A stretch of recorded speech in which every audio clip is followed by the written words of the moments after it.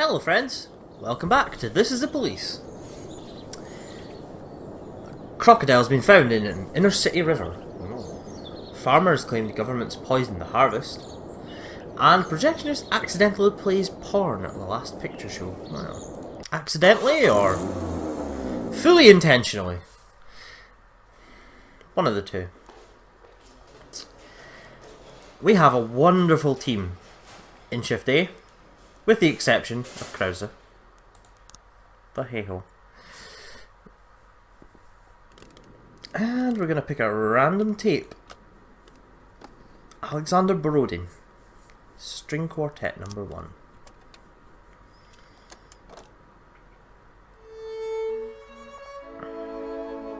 Okay.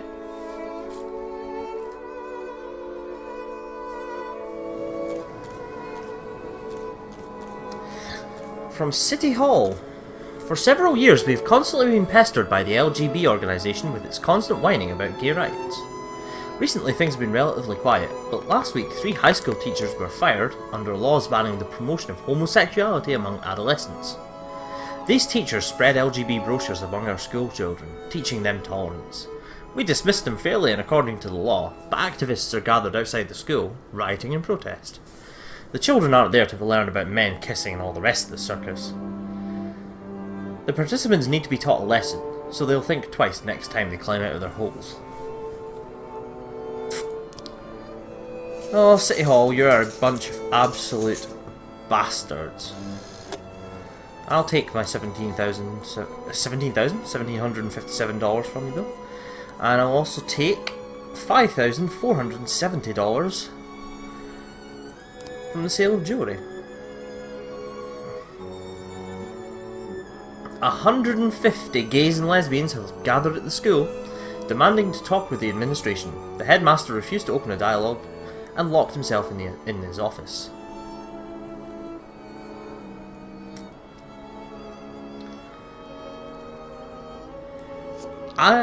Party looks a bit lesbianish. And we all know Godbomber and Krause are good at it, and that's why Krause got a job. I'm going to give you Grant as well. Why did I call her Price there? SWAT team, Paddy Wagon. Let's go.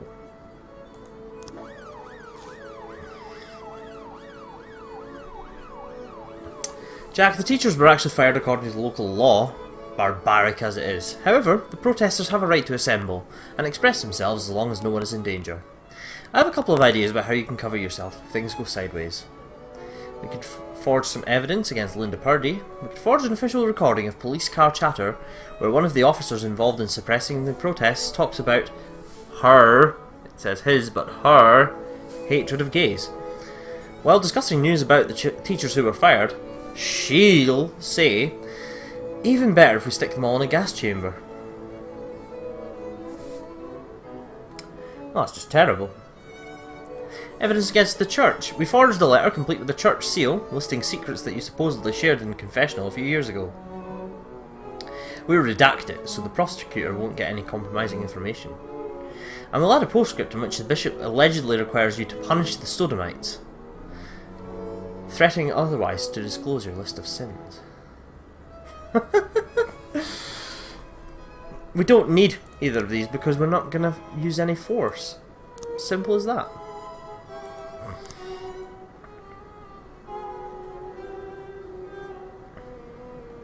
Okay, I had planned to take on my Wuggles, but she's not there anymore. Slightly gutted about that. However, we do have some fantastic names here. Chance Vare Guy,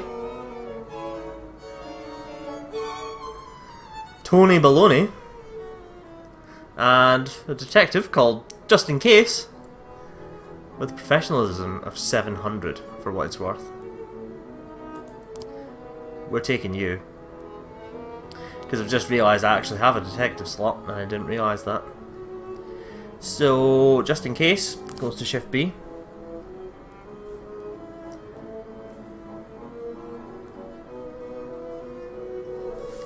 I do feel the need to hire a couple more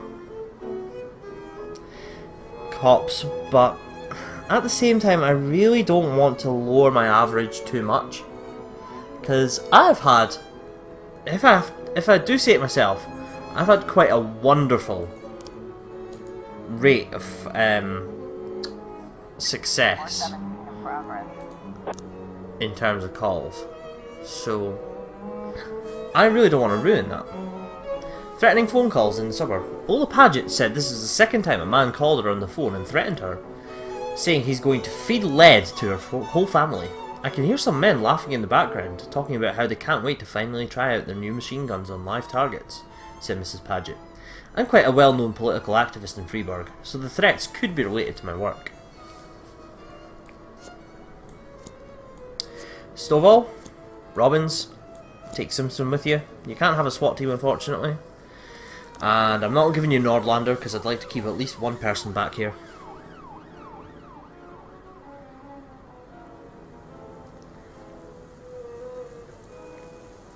Stovall and Robbins on their own could probably manage. We have broken $100,000. Suppress the protest by force? Hell no. They've done nothing wrong.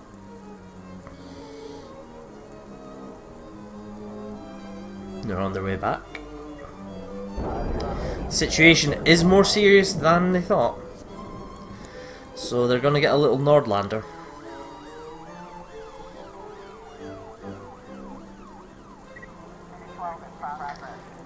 Child molestation at Freeburg High School and prostitution on Route 22. We do have officers available for these now. Schoolgirl Kathleen Campos said her friend Stacey Penn gave their teacher a greeting card decorated with a heart, and his teacher made an obscene joke and told her to come to his office after school. I pretended that I was leaving, but then I went back to listen at the door. The frightened girl continued. First they were talking quietly, but then there was a commotion and screaming and crying. Purdy? Take Krauser with you.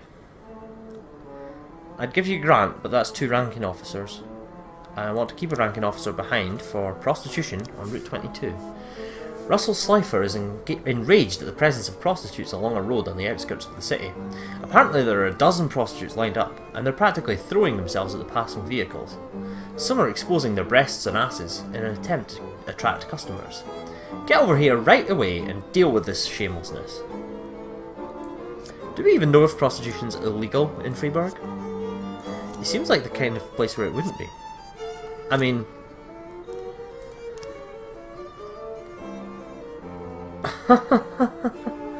Grant and Godbomber are refusing to go. Chief, this is a joke, right? We can't go out there alone. Pick someone else.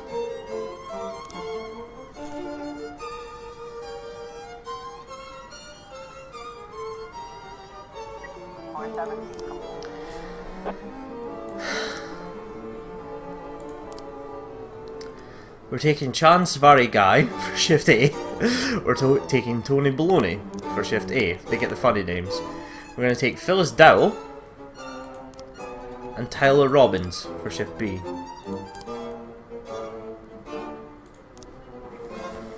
I'm going to swallow my pride because apparently my cops are being dicks.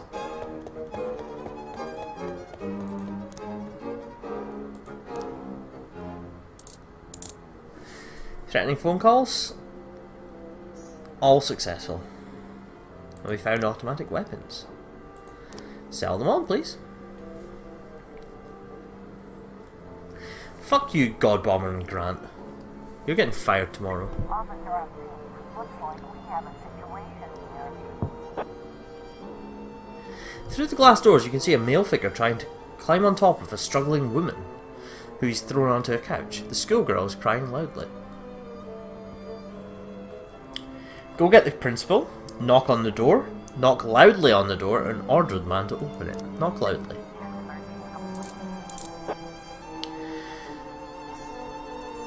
Well, I guess we're not getting to find out exactly what that was. But it did seem to be a woman being raped, as opposed to... Oh, a mass riot at Desire Park. We're going to wait for Purdy and Krauser to come back before we react to this one, I think.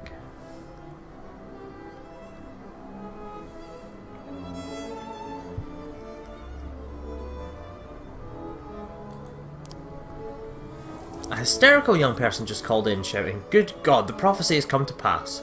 Dozens of zombies are roaming the park, just like from the movies. Oh my god, vampires! Freiburg is doomed. Send in the National Guard." Let me guess. It's a fucking prank. Purdy, Nordlander, Simpson, Krauser, you're not getting the SWAT team. You don't need it. I feel bad enough I'm sending 4 of you on this, but it's right next to the fucking police station, so you'll be back in no time anyway.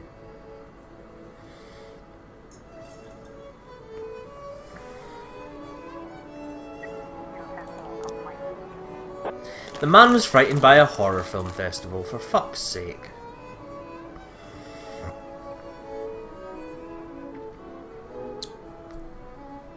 What a clown. Domestic problem, residential area. Mrs. Casmy complains that her neighbours are arguing very intensely. They're a young, hot-headed couple, and it sounds like they're about to come to blows. They're young? Stovall? Robbins? Get Krauser some experience while you're there.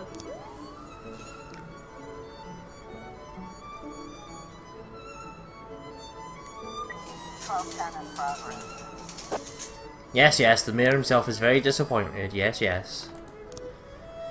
Suspicious individual at the park. Someone from the fucking horror film festival? A woman says she was out for an evening jog and noticed a black guy in a hood following behind her. I was able to get away from him, but I'm afraid this bastard was still lurking in the park, waiting for one of the other girls. Maybe he's a jogger. You know, there's probably not much of a swing to presume he's a jogger. Purdy Nordlander. We're sending 950 points of professionalism out to what is probably a false alarm.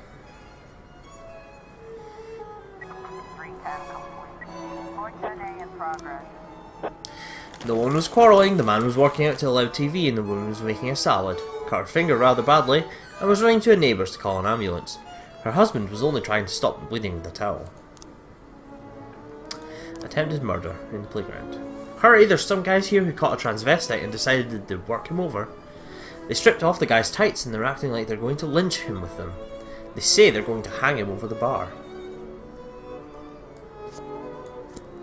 Right, Godbomber and Grant. You're getting sent out there, but it's not alone. You're going to be with Simpson. Okay? Don't fucking freak out about it.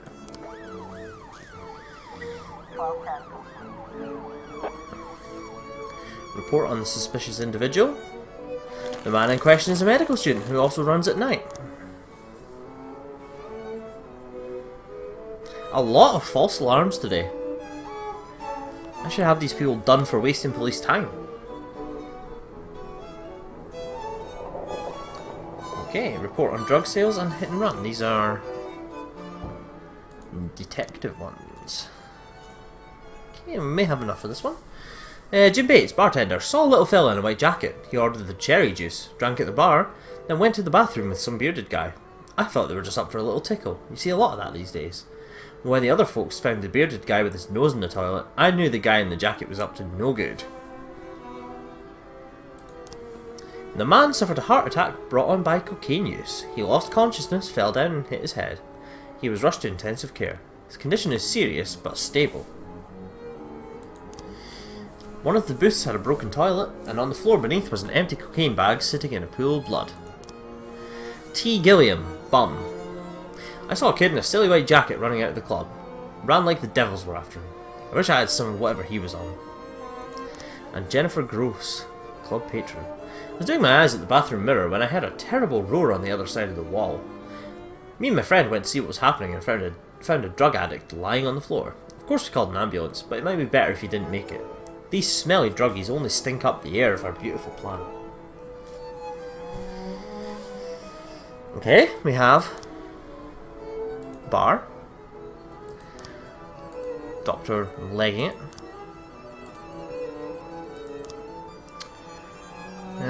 ginger guy about to huff in the toilets.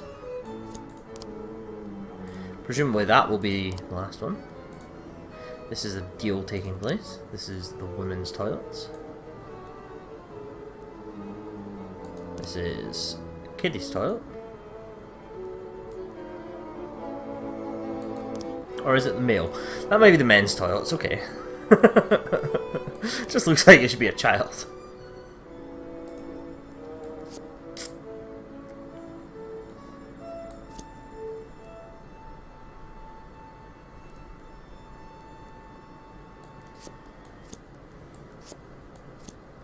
This looks reasonable. Nope. Maybe it's... oh, there we go. Oh, of course, that's the cherry juice, yeah.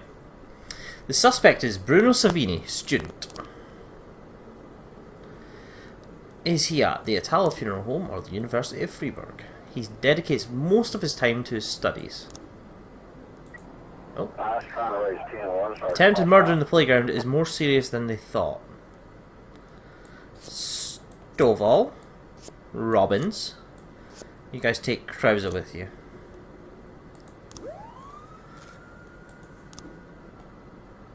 He works at the funeral home. Well, he's not going to be working at the funeral home at 1 in the morning, so...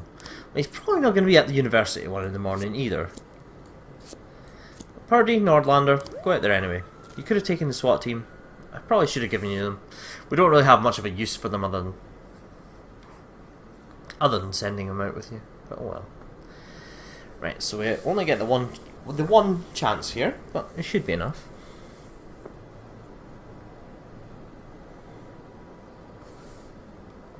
We do have a report on the hit and run with no new frames found. I don't think that one was solvable at that point, so wrong place. Gonna have to try and get that one tomorrow, I think. And a report on the attempted murder. No one hurt, thank God.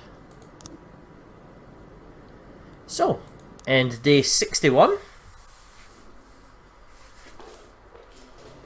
And everyone looking just ever so slightly better than they were. Shift B will have a couple of new cops, namely Phyllis Dowell and what's-his-face Robbins, as well as a new detective, just in case. Just in case we need him.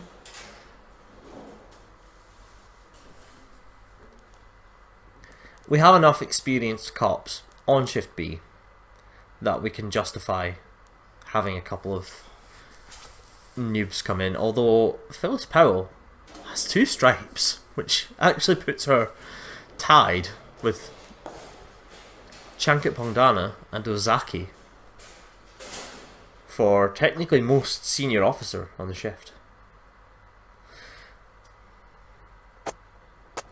Rogers is responsible for Freiburg PD breakdown, Mayor Rogers displeased with police department, and Crazy Arms film flop. Okay. Here we are. Cutscene. All the information about Laura, just like you asked. Mr. Boyd, keep your voice down. Someone could be listening. Oh, I'm sorry, Emma. It's my first time doing something like this. Here's the envelope. Everything's in there. Fine. Mr. Boyd, please write for Mr. Fry on this envelope and drop it in the mailbox across the street. What? I don't want this handled like it's some kind of game. Mr. Boyd, those are the rules. Now please, lower your voice. Fine. Okay, Emma. I'll put this envelope in the mailbox across the street, just like you said. Wonder how that damn Mr. Fry is going to get an envelope out of the mailbox. Talking to yourself, Mr. Boyd? And we thought we'd have to catch you at the police station. But it turns out Jack Boyd has come down to meet us personally. Do you know why we're here, Mr. Boyd? I don't even know who you are. My name is Eugene Chaffee. I'm a businessman. Rather, a restaurateur. Although I usually tell everyone I'm a businessman. Which sounds better? Businessman or restaurateur? Oh, I think I've heard of you. You have a restaurant and a slaughterhouse. And you serve refried veal steaks.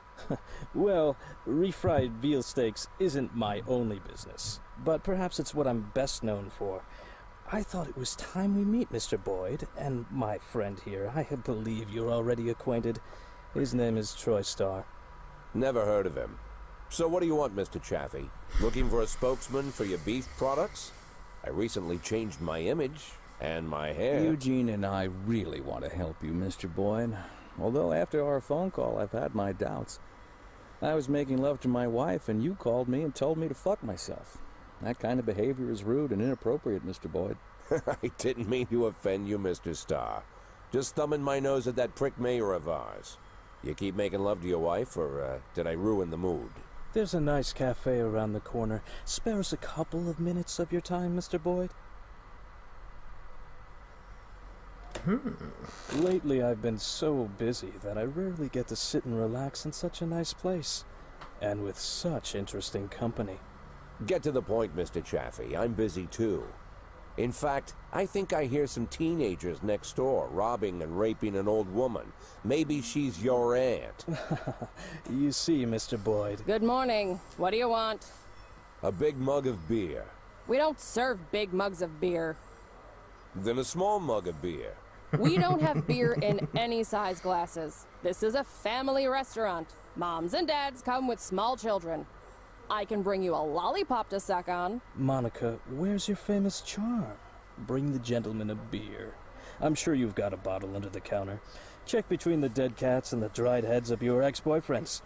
This man, by the way, is your police chief. Don't be silly. The police chief has a bald spot the size of a toilet seat. So, as I was... Oh, I'm sorry, Eugene. It's Rogers. Probably forgot how to wipe his ass. When you're 82, Troy, you'll probably forget you need to wipe your ass at all. But very well. Run along. We can continue without you. So, Mr. Boyd, as you may already know, the official job of my old friend Mr. Starr is to cause trouble for you. But believe me, it's not out of malice. It's to maintain his cover at City Hall. But to somewhat balance out this trouble, I've decided to help you out. Every day, pay close attention to your morning newspaper, Mr. Boyd. You'll find messages hidden among the pages. Simple notes, but make no mistake, the information you'll find there is extremely useful. Oh, nice. You see, Troy Starr isn't my only spy. That's it, Mr. Boyd. I told you it would only take a couple of minutes. I wouldn't want to disturb you while you're enjoying your drink. Keep in touch, my dear little cupcake. Oh yes, I'm quite good at puns. He's Robespierre. Never imagined what meeting Robespierre would be like. But I certainly didn't figure the first thing he'd do is buy me a drink. Getting them to serve a beer at a family cafe? And this Robespierre has some strange superpowers. Strange, but not entirely useless.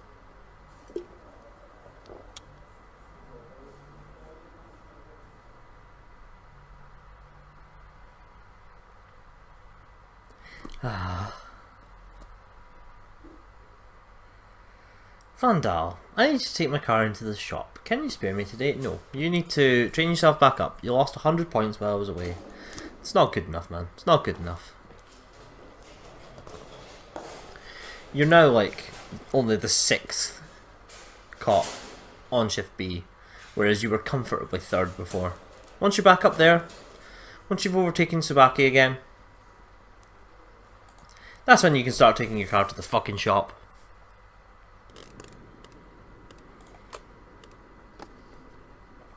Dirt Cheap by Tracy Lutz. Did we listen to this one already? I feel like we may have done. Careless Love by the original Salty Dogs.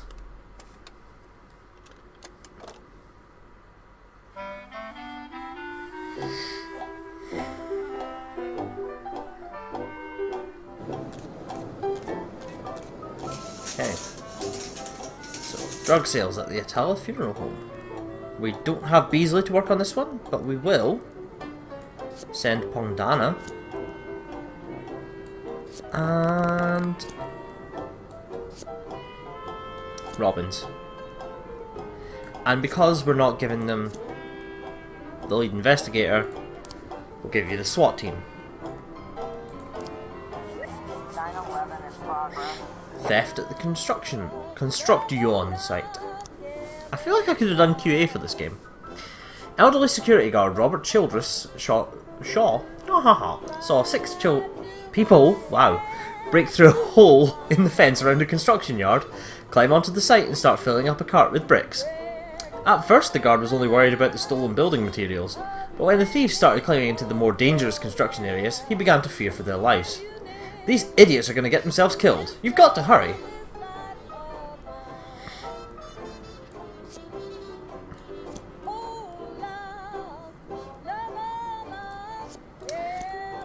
Olive Tea Major.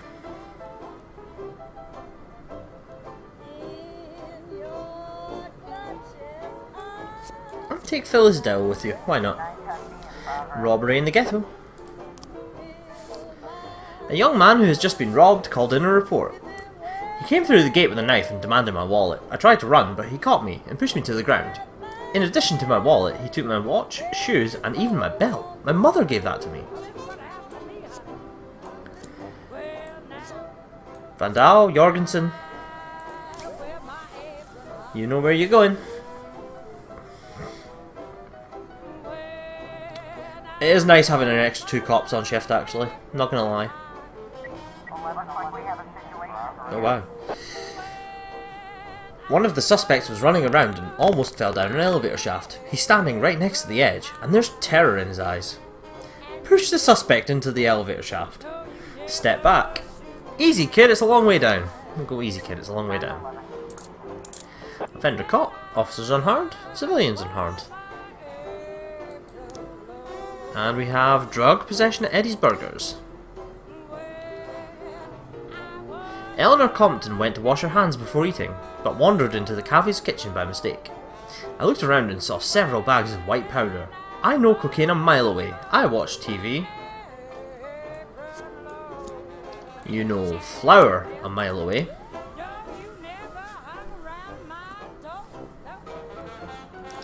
Report on drug sales. Offender caught. 100 points for Beasley. Oh. Wow.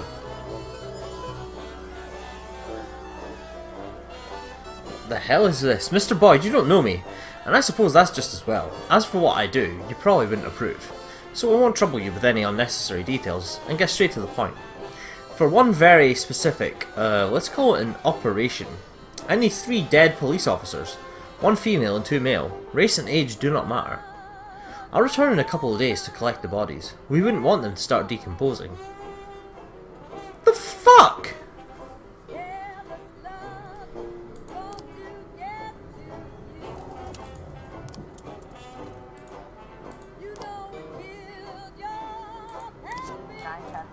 What the fuck is wrong with people in this fucking city? Reporting the robbery, Vandal and Jorgensen. Well done.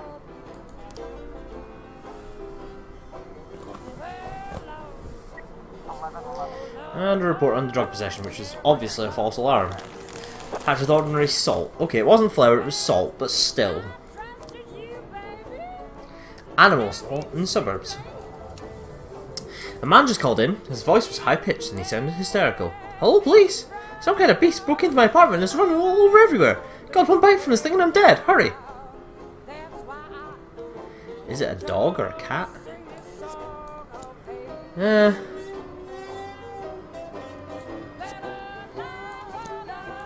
Long down and Robbins. It's all you're getting for it.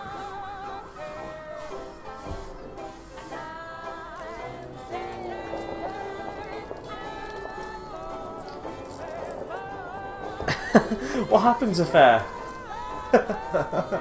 if they need to, like, if they arrest the, might be a possum or something?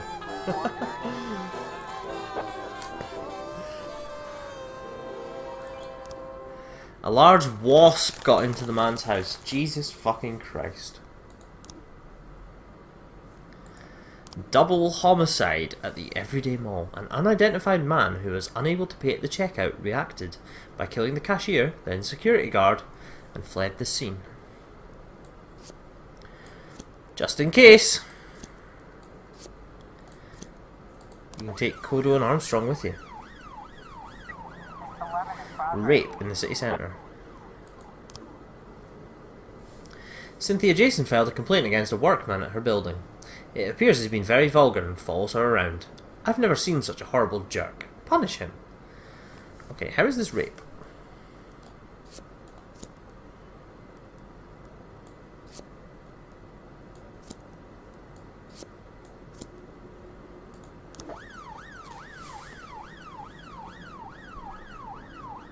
Unless, of course, it's rape by the time we get there.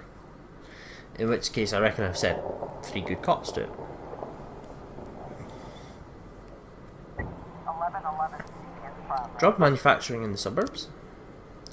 According to an anonymous source, a house registered to Ernest Franklin is being used to produce and store large quantities of drugs. Mr. Franklin has a record a mile long, including illegal weapons and drug charges. The last time we had him in here, he'd just opened fire on some teenagers for climbing into his yard to retrieve a baseball. Okay, so he means business. So we're going to send Pongdana, Kemp, Vandal, Dowell, Robbins, and the Paddy Wagon.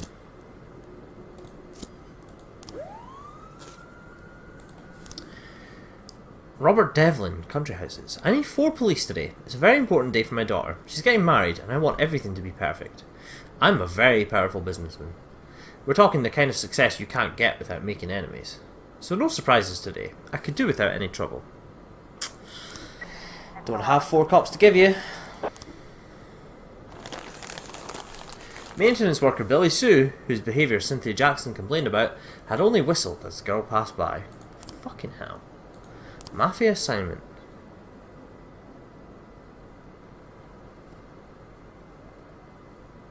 What?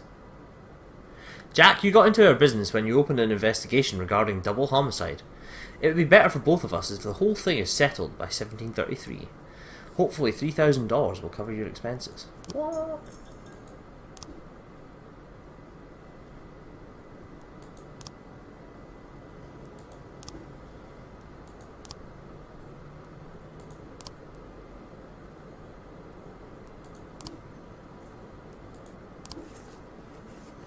Okay.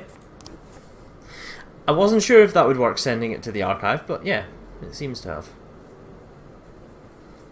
210 in progress. Disorderly conduct, residential area. Oh wow. A woman called in, speaking in awestruck praise. I hear from my wall the trumpeting of angels. Oh, the Lord comes, behold his glory. The television was right. How am I allowed to send 10 officers, a SWAT team, and a paddy wagon to this?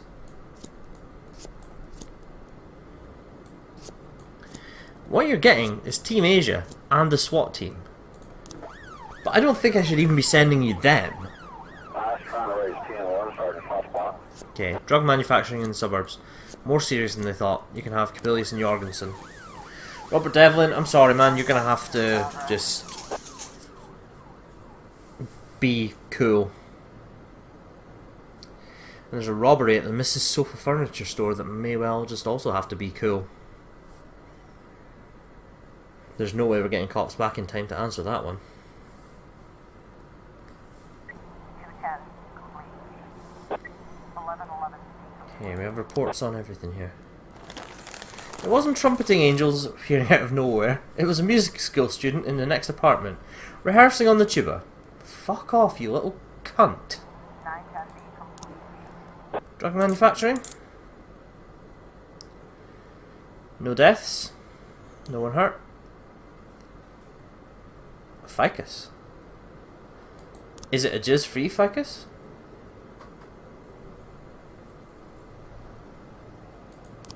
In progress. Offender escaped from the robbery. Because we were too busy dealing with fucking false alarms.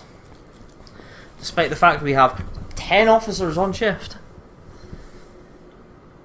We're gonna get Team Asia back in time to answer this call. Public indecency at King Lou's nightclub. The club bouncer says they've detained a weird guy who took off his clothes and started molesting girls on the dance floor. Come pick this idiot up and haul him off. Yep, Ozaki, go do it. Report on the hit and run. No new frames.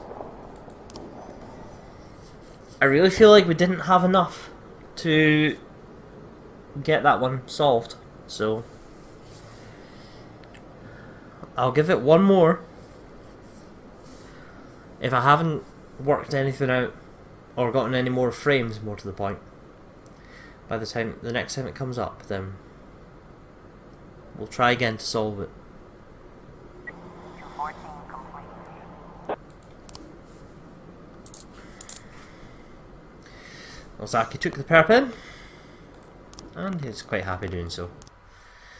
So that's the end of day 62.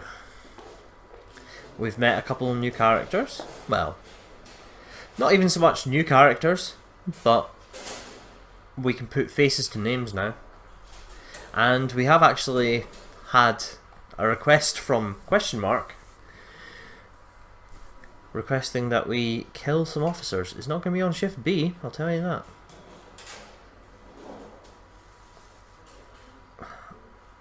Unless, was it? I think it was 2 male, 1 female.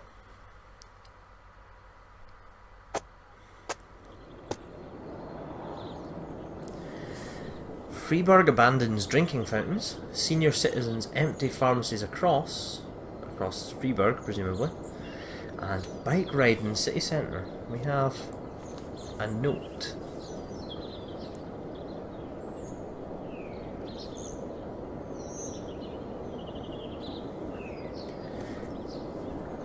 So, City Hall, we have 1 thumbs up, 2 thumbs down. Mafia, we have 3 thumbs up. Police station, question mark. One man's trash is another man's treasure. So that's going to be on the next episode. I don't know what to make of that. But I guess we're going to find out over the next little while. So, until next episode, guys. Thanks for watching. Please like, comment and subscribe, and I'll see you next time. Bye for now.